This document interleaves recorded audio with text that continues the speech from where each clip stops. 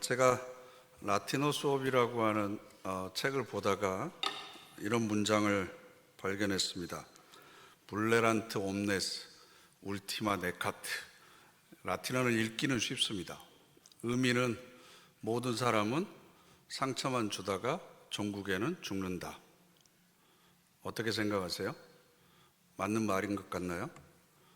태어날 때부터 죽을 때까지 우리는 상처만 주다가 죽는 존재다. 그런데 프랑스 바스피레네 지방에 가면 성당이 있는데요. 성당은 교회 밖에 큰 기둥에다가 보통 시계를 걸어 놓잖아요. 해시계를 걸어 놓는데 그 시계 밑에 이 문장을 써놨습니다. 동네 사람들이나 지나가는 사람들이 몇 시지? 이렇게 쳐다보면 모든 사람은 상처만 주다가 결국은 죽는다. 이 구절을 보게 되는 거죠. 여러분, 저희 교회 현관 들어오실 때 위에 뭐라고 쓰여져 있는지 아시죠?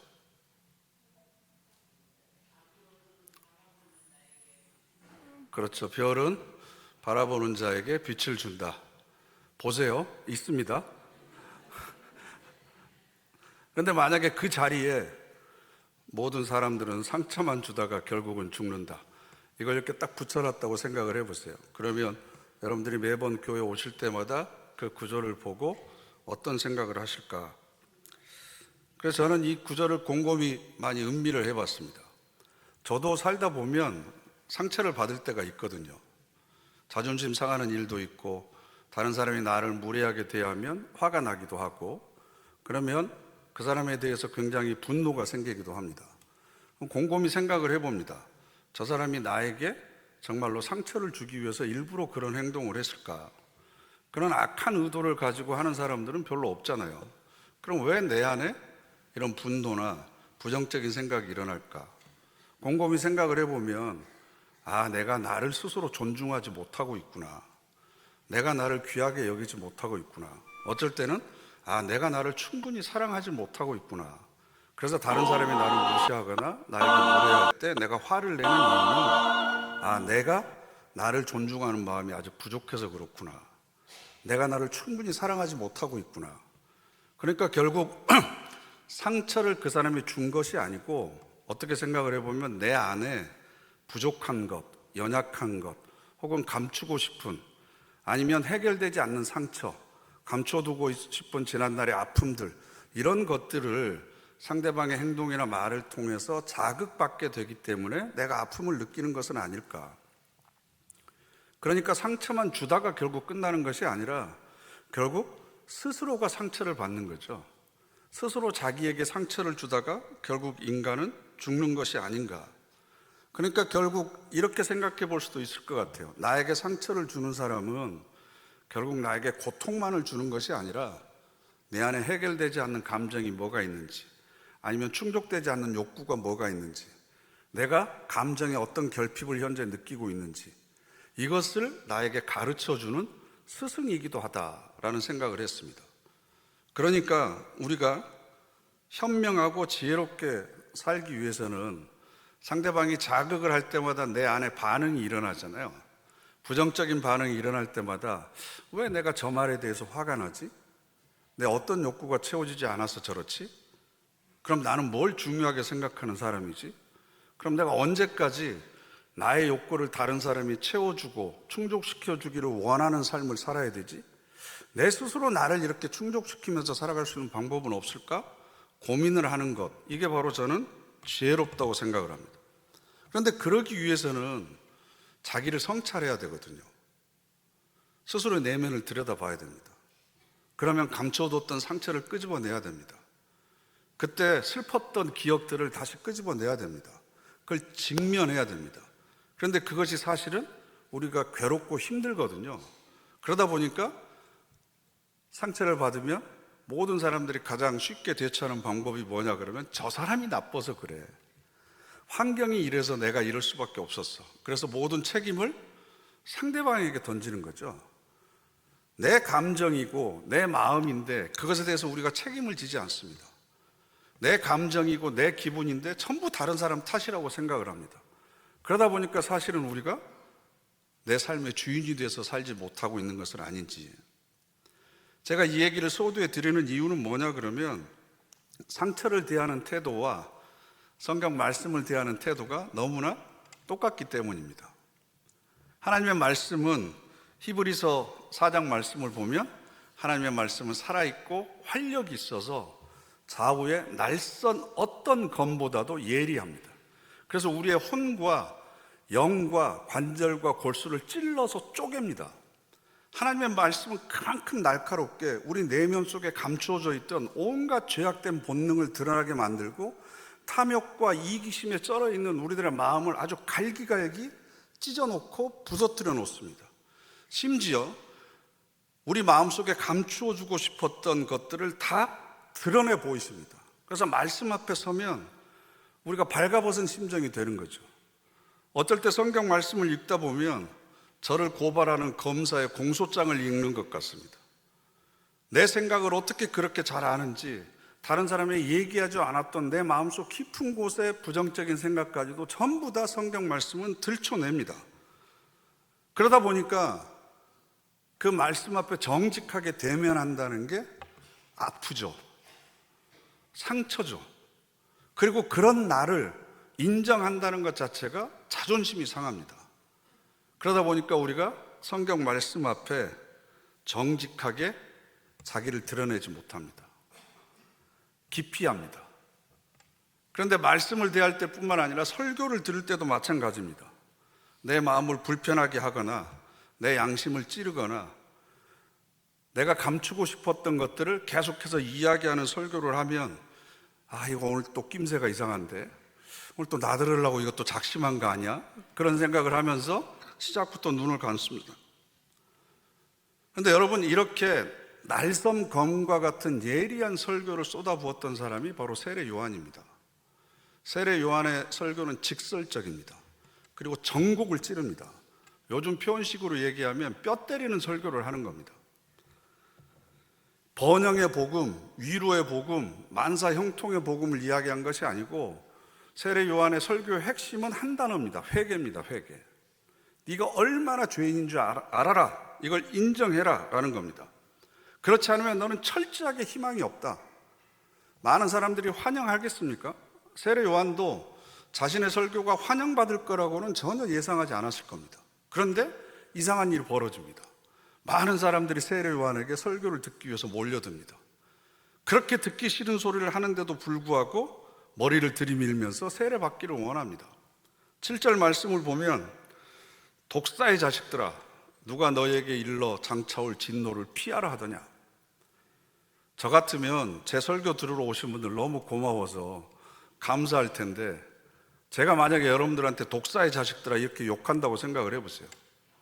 장차 여러분들에게 어떤 진노가 임할 줄 아세요? 근데 그걸 피하려고 말씀 듣고 신앙생활 하는 척 하려고 여기 왔다는 거잖아요. 말도 안 되는 소리 하지 마세요. 회개에 합당한 열매를 맺어야 됩니다. 그렇지 않으면 여러분들에게 임할 진노를 결코 피할 수 없습니다. 아마 사도 요한이 가지고 있는 영성에 대한 그런 경외심이 있었기 때문이 아닐까. 이런 설교를 하는데도 많은 사람들이 몰려들었던 것은 세례 요한의 눈과 표정과 말투에서 감히 범접할 수 없는 영적인 권위와 영성을 느꼈기 때문이 아닐까라는 생각을 합니다. 그러면서 그 설교의 핵심은 유대인들이 가지고 있었던 민족적인 우월감, 하나님으로부터 선택받았다고 생각하는 선민에 대한 자부심, 이것을 완전히 깨트려 보이는 거죠. 그래서 8절 말씀을 보면 속으로 아브라함이 우리의 조상이라 말하지 말라. 내가 너에게 이르노니 하나님이 능히 이 돌들로도 아브라함의 자손이 되게 하시리라.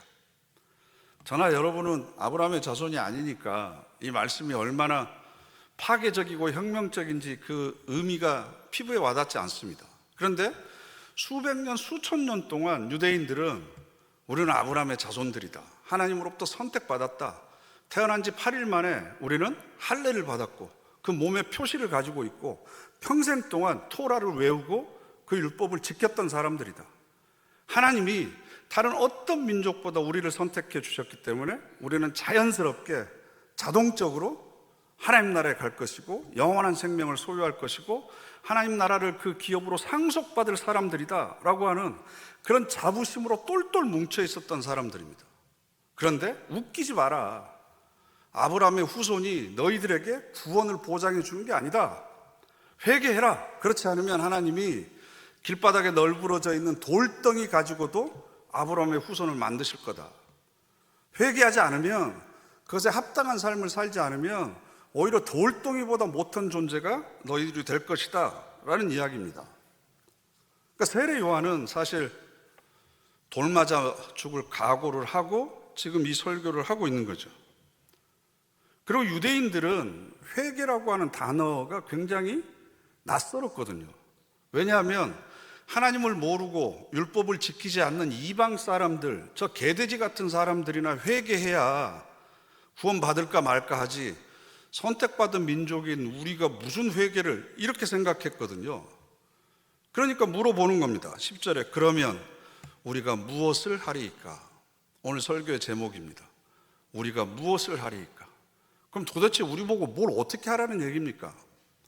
그랬더니 먼저 회개에 대한 증거로 직업에 대한 태도를 이야기합니다. 직업을 버리고 전부 다 목사 되고 선교사 되라는 이야기가 아니고요. 세리와 군인이 요한에게 물어봅니다. 당시 세리는 로마 사람들의 힘을 등에 업고 그 지역에 부과된 세금보다 더 많은 양을 백성들로부터 착취했습니다. 왜냐하면 그래야 자기가 더 많이 남으니까. 삭개오를 생각해 보시면 됩니다. 예수님의 제자 마태도 세리였습니다. 그랬더니 그 사람들한테 뭐라고 그러냐 그러면 부과된 것 외에는 거두지 말아라. 너에게 준 지위를 이용해서 사리 사욕을 채우지 말고 부정직하게 살지 말아라 라는 겁니다. 군인이 와서 물어봅니다. 그러면 우리는 어떻게 했으면 좋겠습니까?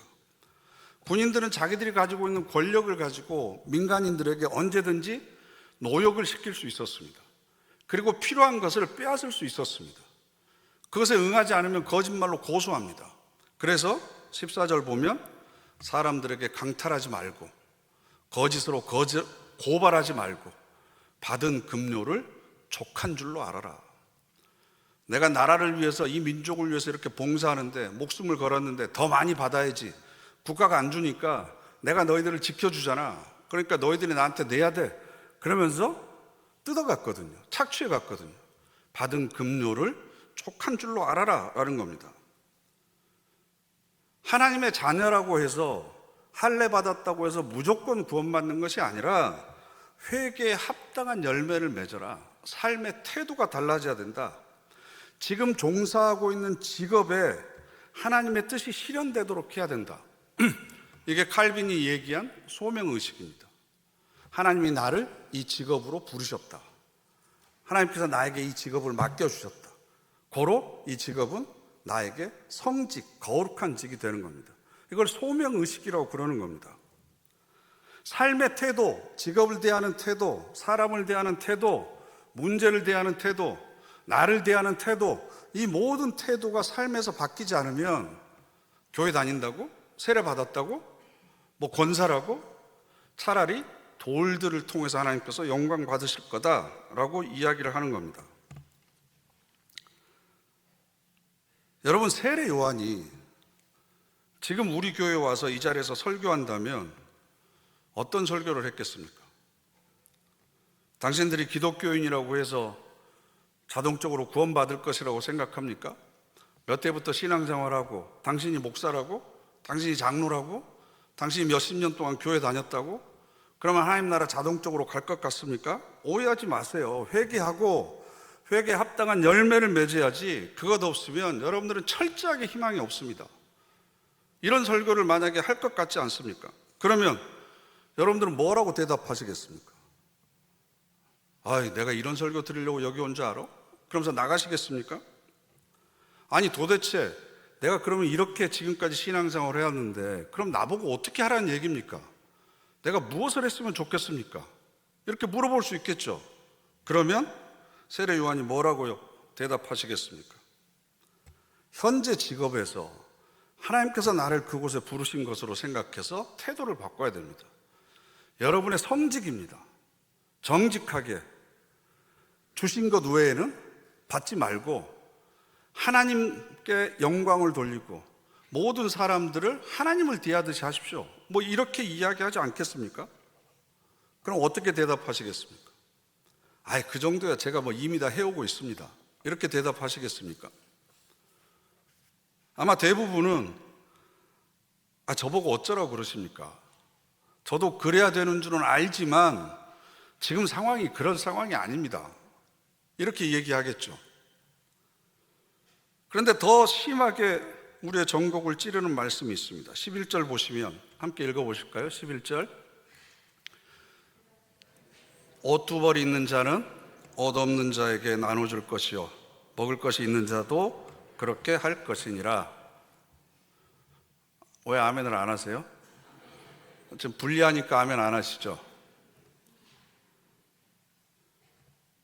여러분, 이 말씀에 아멘이 나오세요? 지금 우리가 자본주의 사회에서 살아가고 있잖아요. 세례 요한의 말대로 할 수 있을 것 같습니까? 저만 해도 집에 냉장고에 며칠 먹을 음식이 쌓여 있습니다. 그런데 하루 먹을 것만 놔두고 나머지는 다 다른 사람들에게 나눠줘라. 저도 옷장에 양복이 몇 벌 있습니다. 그 중에 한 벌만 남겨놓고 나머지를 없는 사람들에게 다 나눠줘라.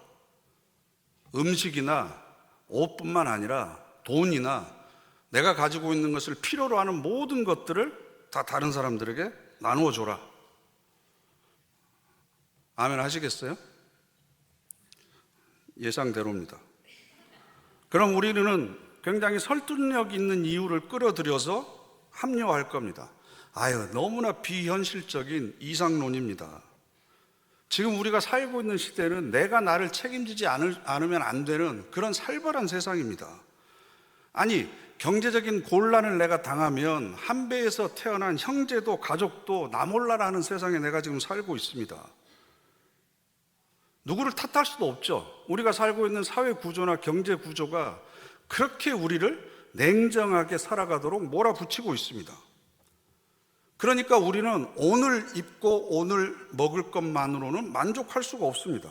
할 수 있는 대로 더 많이 벌어서 비축해 놔야 되고 남들보다 더 많은 것을 쌓아 놔야 됩니다. 왜냐하면 안 그러면 언제 무슨 일이 일어날지 모르잖아요. 저축해 놓은 것만으로는 부족하니까 각종 보험도 다 들어놔야 되잖아요. 은퇴 후에 적어도 30년, 40년을 더 살아가니까 은퇴 후에 노후 준비도 해야 되잖아요. 적어도 내가 살 집은 또 마련해 둬야 되지 않겠습니까?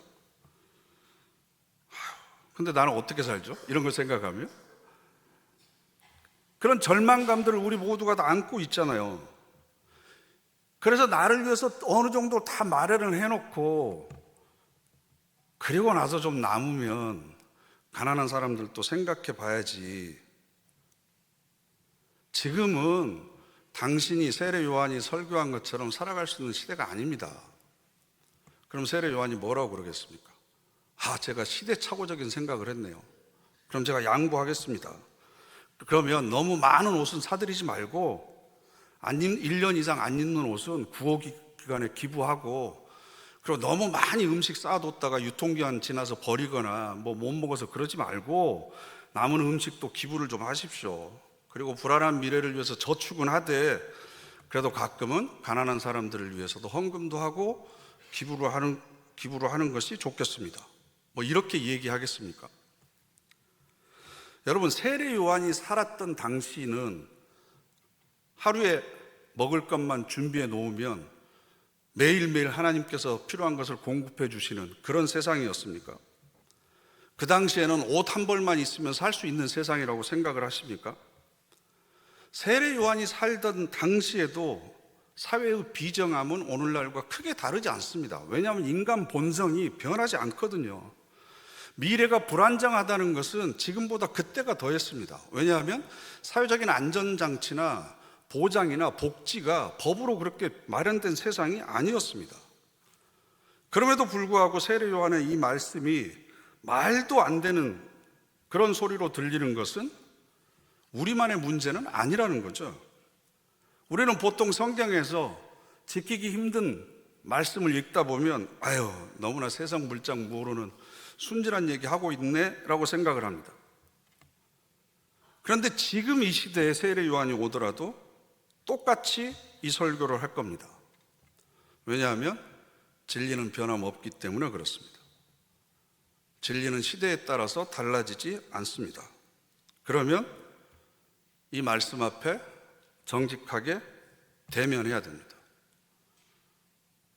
이 말씀이 왜 나에게 거부감을 일으키는지, 왜 내 마음속에 반발을 일으키는지, 왜 그동안 이 말씀을 알고 있었음에도 불구하고 진지하게 고민해 보지 않았는지, 이 말씀 앞에 내가 어떻게 살아갈 것인지 여러분 결단해야 되지 않겠습니까? 언제까지 미루겠습니까? 제 안에도 이 정답이 없습니다. 그런데 제가 이 말씀을 가지고 씨름하면서 얻은 깨달음은 세례 요한의 이 설교가 우리를 자극합니다. 그러면서 우리의 치부, 내 안에 감춰뒀던 것을 들춰냅니다. 야, 내가 얼마나 탐욕적으로 지금까지 살아왔는지, 얼마나 내가 이기적인 욕심에 끌려다니면서 지금까지 살아왔는지, 내가 정말로 하나님을 주님으로 고백하고 있지만 하나님이 내 삶을 책임져 주신다, 하나님이 내 삶을 인도하신다, 이 사실을 얼마나 내가 믿고 살아가고 있는지 내 안에 있는 불신앙을 고발합니다. 내 안에 있는 탐욕과 이기심을 전부 다 고발합니다. 세례 요한의 설교는 하나님께서 우리에게 갖고 계시는 기대와 현재 우리 삶의 격차가 얼마나 큰지를 우리에게 적나라하게 보여줍니다. 이 말씀대로 살기 위해서 조금이라도 노력을 하면 어쩌면 여러분들의 직업 현장에서 이미 관행이 되다시피 한 부정부패를 혼자서 거부해야 될지도 모릅니다. 그래서 일용할 양식과 필요한 한 벌 옷 외에 전부 다 나눠주라는 말씀 앞에서 우리가 고민해야 됩니다. 치열하게. 우리에게 유익이 되지 않고 손해가 되는, 그래서 지킬 수 없는 명령을 성경에 기록되어 있다면 이건 성경이 잘못된 거죠.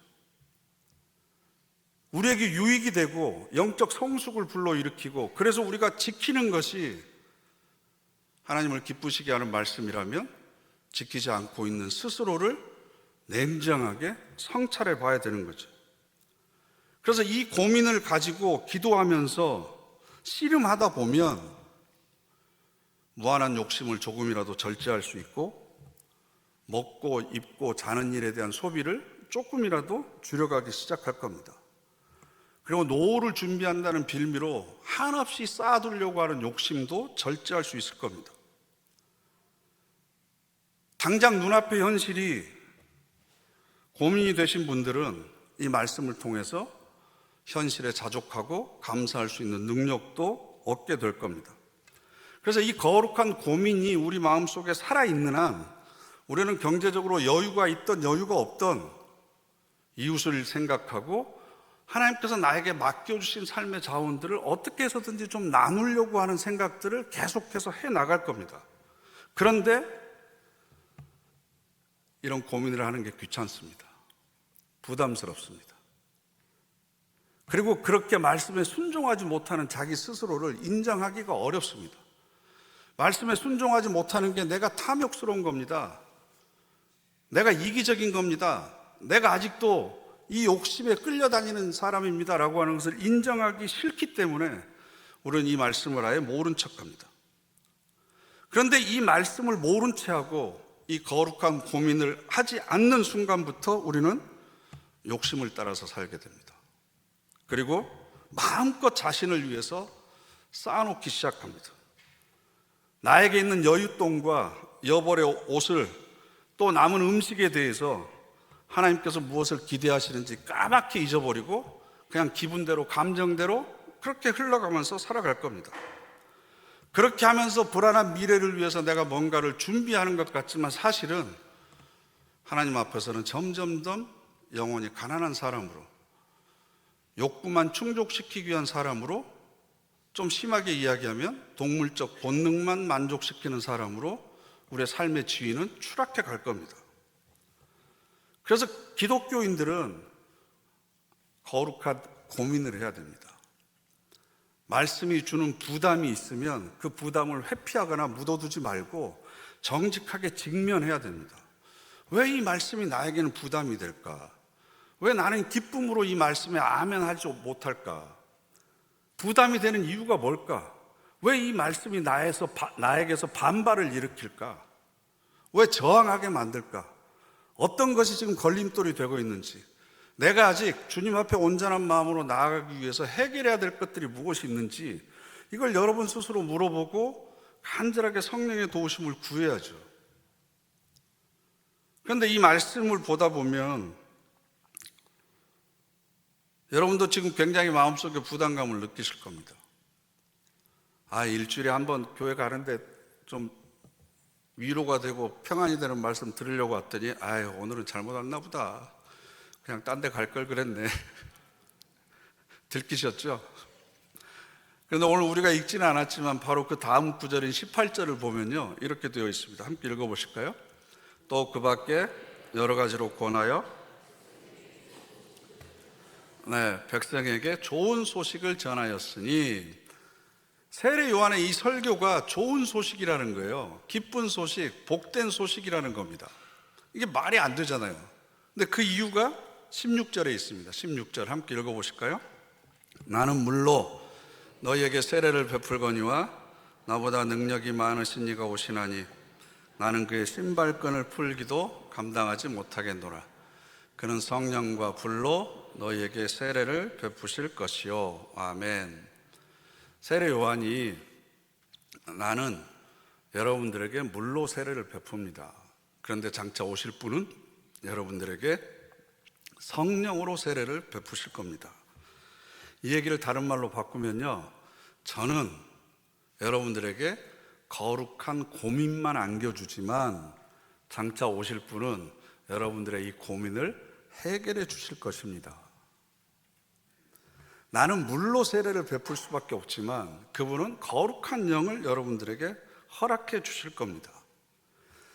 하나님께서 우리에게 기대하시는 절대 거룩의 경지, 절대 나눔의 경지, 절대 정직의 경지, 이것을 우리가 고민하고 내 의지로 결단하고 그 경지까지 가는 건 너무나 힘들고 어렵지만, 성령께서 우리에게 임하시면 성령이 우리의 타락한 욕심을 치유해주고 우리의 죄악된 본성을 해결해주고 결핍된 욕구를 충족시켜주고, 그래서 하나님의 마음을 품게 해서 성령께서는 기쁜 마음으로 이 좁은 길을 가게 해주실 겁니다. 그래서 우리가 찬송가 191장 후렴에 그 있잖아요. 좁은 길을 걸으며 밤낮 기뻐하는 것 주의 영이 함께함이라. 주의 영이 함께하면, 성령이 함께하면 좁은 길이라도 우리는 기쁘게 걸어갈 수 있습니다. 하나님께서 나에게 맡겨주신 것을 나누고 다른 사람을 섬기고 내가 낮아지는 것, 그건 내 본능에 저항하는 겁니다. 중력에 저항하는 것과 같이 힘들고 어렵지만, 그래서 좁은 길인 것 같고 가시밭길인 것 같고 내가 맨날 손해보는 것 같고 자존심 상하는 것 같지만, 성령이 나에게 임하시면, 그리스도의 마음을 나에게 부어주시면 죄악된 본성에서 벗어나서 이 길을 걸어갈 수 있습니다. 성령이 임하지 못하면 우리는 끊임없이 고민하고 또 번복하고 이러면서 고행의 수도자가 되지만, 성령이 임하시면 기쁜 마음으로 우리는 갈 수 있습니다. 아시시의 성자라고 불리는 프랜시스는 그의 부모님이 엄청난 부자였습니다. 그리고 프랜시스가 장남입니다. 엄청 많은 것을 물려받았습니다. 그런데 성령이 그에게 임하니까 그 모든 것을 팔아서 가난한 사람들에게 나눠주고 청빈한 삶을 살기 위해서 수도자의 길을 걷습니다. 성령께서 임하시면 하루아침에 한순간에 그 모든 욕심으로부터 자유와 해방을 누릴 수 있습니다. 그러나 그렇지 않더라도 성령께서 끊임없이 우리에게 속삭이는 음성을 들어보십시오. 그래서 우리가 끊임없이 질문해야 됩니다. 말씀에 부딪힐 때마다 그러면 제가 무엇을 했으면 좋겠습니까? 제가 어떻게 해야 되겠습니까? 이 말씀이 나에게 자극을 주고 도전을 주고 제 안에서 거부감이 생기고 저항감이 생기고, 아니 때로는 외면하고 싶은데 이 말씀 앞에서 제가 어떻게 했으면 좋겠습니까? 제가 무엇을 해야 되겠습니까? 그러면서 잠잠하게 고요하게 하나님의 음성을 듣는 겁니다. 이게 기도하는 겁니다. 자기 스스로를 들여다보는 겁니다. 성찰하는 겁니다. 그래서 우리에게 필요한 것은 말씀을 붙들고 내 이성을 가지고 씨름하는 것보다 항상 성령 안에 머물면서 성령께서 나에게 말씀하시는 그 음성을 듣는 겁니다. 이게 하나님께서 나에게 주시는 음성인지 아닌지 구별할 수 있는 가장 쉬운 방법이 있습니다. 제가 아무한테나 안 알려드리는데요, 하나님께서 나에게 들려주시는 음성의 가장 중요한 분별 기준이 뭔 줄 아세요? 부담이 되면 그게 하나님의 음성입니다. 부담이 안 되는 것은 사탄이 속삭이는 겁니다. 그건 내가 합리화하는 겁니다. 어떤 부담이든지 마음의 부담으로 다가오는 거예요. 그것이 사실은 나를 더 높은 곳으로 안내하고 내 영적인 성숙을 계속해서 도와주는 겁니다. 그래서 여러분, 기도할 때마다 성령의 음성에 귀를 기우시고 말씀을 읽을 때마다 그 말씀 앞에 자신을 세우십시오. 그 말씀이 심령과 골수와 관절과 내 혼을 찔러 쪼갠다고 하더라도 그것을 회복시켜 주시고 치유시켜 주실 성령님의 손길에 모든 것을 맡기십시오.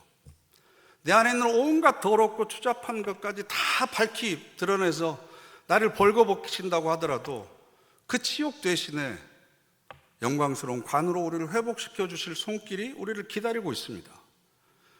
우리를 치시는 분이 치료하실 수 있습니다.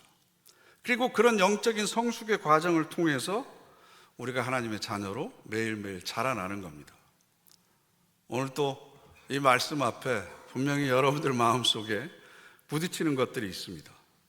저항하는 것들이 있습니다. 왜 나에게 이 말씀이 기쁨으로, 아멘으로 내 안에서 화답되지 않는지 스스로에게 정직하게 질문해 보시고 성령께서 말씀하시는 음성을 들으시고 그 음성에 결단하는 저와 여러분 되시기를 간절히 바랍니다. 기도하겠습니다. 시간 우리 다 같이 합심해서 결단의 기도 드리겠습니다. 주님의 말씀 앞에 또 들려오는 음성 앞에 정직하게 직면하기를 원합니다. 제대로 욕심과 이기적인 본능과 탐욕 등을 고발하는 말씀 앞에 저희들을 부끄럽지만 세우기를 원합니다. 그리고 우리를 향하신 성령의 음성을 저희들이 듣기를 원합니다. 그리고 그 음성에 결단할 수 있는 믿음을 허락해 주셔서 우리들의 삶이 더욱더 영적인 성숙으로 이어지도록 주님 인도하여 주시옵소서. 우리 다 같이 합심해서 결단의 기도 드리겠습니다.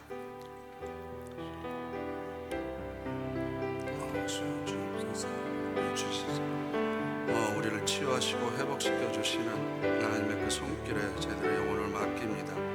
하나님, 우리들의 심령과 골수와 관절을 찔러 쪼개고도 남는다고 하셨사오니 하나님, 그 말씀을 통해서 우리의 속사람이 새롭게 되고 우리의 영혼이 정화되며 우리의 상처받은 마음이 치유되는 은혜를 주여 허락하여 주시옵소서.